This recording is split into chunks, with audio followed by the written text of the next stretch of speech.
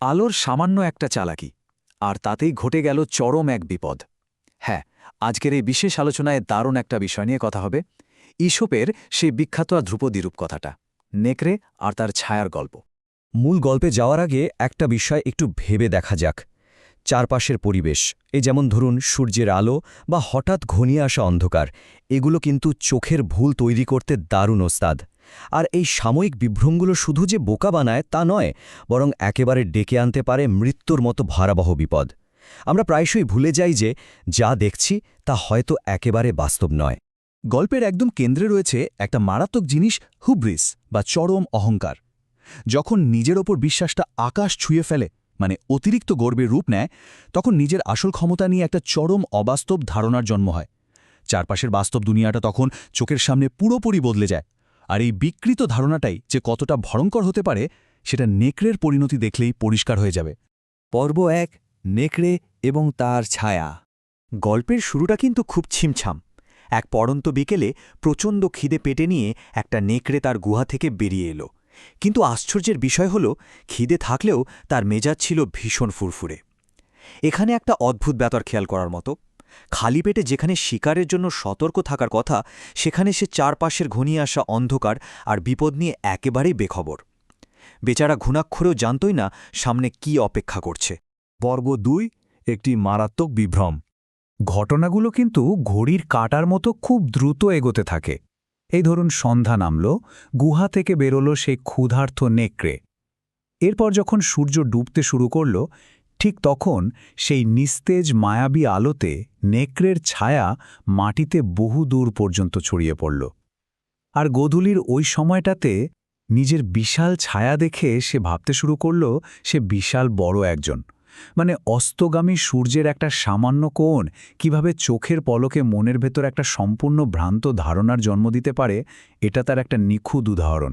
একটু ভেবে দেখুন তো, ১০০ গুণ, হ্যাঁ ঠিক ১০০ গুণ বড় দেখাচ্ছিল তাকে।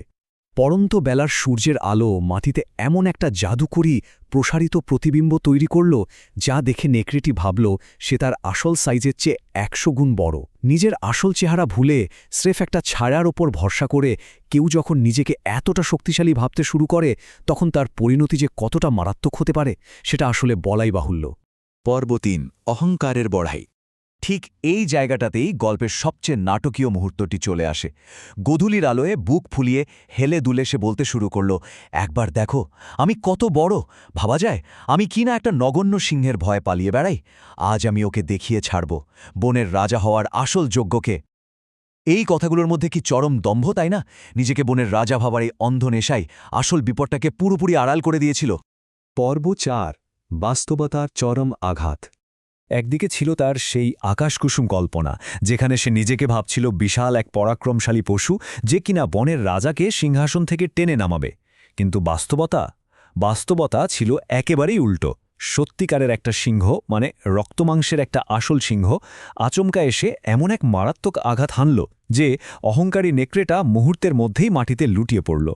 মানে বেলুনের মতো ফুলে ওঠা অহংকার বাস্তব দুনিয়ার একটা মাত্র আঘাতেই কিভাবে চুপসে গিয়ে ধ্বংস হয়ে যায়, এটা তার চমৎকার একটা প্রমাণ। পর্ব ৫, মূল শিক্ষা। এই ছোট কিন্তু ভীষণ অর্থবহ গল্পটা থেকে আমরা আসলে কি শিখতে পারি? শিক্ষাগুলো একেবারেই জলের মতো পরিষ্কার। প্রথমত, অতিরিক্ত অহংকার বা ইগো সবসময় বাস্তবতাকে দেখার চোখ অন্ধ করে দেয়। দ্বিতীয়ত, একটা লম্বা ছায়া বা বড় প্রতিবিম্ব কখনোই আসল শক্তির প্রমাণ হতে পারে না। সাইজে বড় দেখালেই কেউ শক্তিশালী হয়ে যায় না। আর সবচেয়ে জরুরি বিষয়টা হলো, অহংকারের ঘোরে পড়ে চারপাশের সত্যিকারের বিপদকে অবহেলা করা মানেই নিজের ধ্বংস ডেকে আনা। আজকের এই আলোচনার একদম শেষ পর্যায়ে এসে একটা প্রশ্ন কিন্তু থেকেই যায়। পরিবেশ বা পরিস্থিতির সামান্য আনুকূল্য পেলে আমাদের মন কত সহজেই নিজের গুরুত্বকে অকারণে বাড়িয়ে ভাবতে শুরু করে। রোজকার জীবনেও কি এমনটা ঘটে না? এই অতিরিক্ত অহংকার বা স্ফীত ইগো কি আসলে আমাদের চারপাশে ধেয়ে আসা কঠিন বাস্তবতার প্রতি অন্ধ করে তোলে না? এই প্রশ্নটা একটু ভেবে দেখার মতোই। আশা করি আজকের এই বিশ্লেষণটি নতুন করে অনেক কিছু ভাবাতে সাহায্য করবে।